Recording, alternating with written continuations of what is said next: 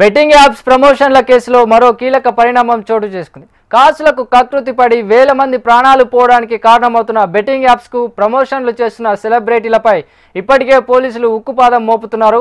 ఇందులో భాగంగానే 11 మంది సోషల్ మీడియా ఇన్ఫ్లుయెన్సర్లపై కేసులు నమోదు చేశారు. వీరికి నోటీసులు జారీ చేసి విచారించేందుకు పోలీసులు సిద్ధమవుతున్నారు.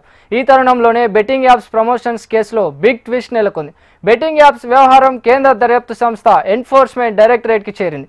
బెట్టింగ్ యాప్స్ ప్రచారం చేసిన యూట్యూబర్ల వ్యవహారంపై ఈడీ ఆరా తీస్తున్నట్లు తెలుస్తోంది. ఈ మేరకు పోలీసులు నమోదు చేసిన కేసు వివరాలను తెప్పించుకున్న ఈడీ బెట్టింగ్ యాప్స్ చెల్లింపులపై విచారిస్తున్నట్లు తెలిసింది.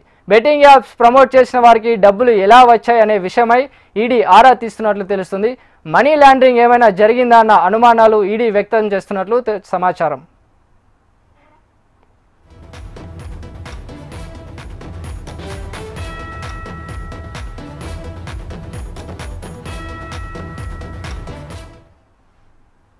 బెట్టింగ్ యాప్స్ ప్రమోషన్ల కేసులో మరో కీలక పరిణామం చోటు చేసుకుంది. కాసులకు కకృతి పడి వేల మంది ప్రాణాలు పోవడానికి కారణమవుతున్న బెట్టింగ్ యాప్స్కు ప్రమోషన్లు చేస్తున్న సెలబ్రిటీలపై ఇప్పటికే పోలీసులు ఉక్కుపాదం మోపుతున్నారు.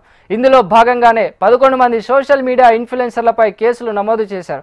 వీరికి నోటీసులు జారీ చేసి విచారించేందుకు పోలీసులు సిద్ధమవుతున్నారు.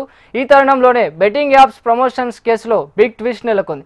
బెట్టింగ్ యాప్స్ వ్యవహారం కేంద్ర దర్యాప్తు సంస్థ ఎన్ఫోర్స్మెంట్ డైరెక్టరేట్కి చేరింది. బెట్టింగ్ యాప్స్ ప్రచారం చేసిన యూట్యూబర్ల వ్యవహారంపై ఈడీ ఆరా తీస్తున్నట్లు తెలుస్తోంది. ఈ మేరకు పోలీసులు నమోదు చేసిన కేసు వివరాలను తెప్పించుకున్న ఈడీ బెట్టింగ్ యాప్స్ చెల్లింపులపై విచారిస్తున్నట్లు తెలిసింది. బెట్టింగ్ యాప్స్ ప్రమోట్ చేసిన వారికి డబ్బులు ఎలా వచ్చాయనే ఈ విషయంపై ఈడీ ఆరా తీస్తున్నట్లు తెలుస్తుంది. మనీ లాండరింగ్ ఏమైనా జరిగిందా అన్న అనుమానాలు ఈడీ వ్యక్తం చేస్తున్నట్లు సమాచారం.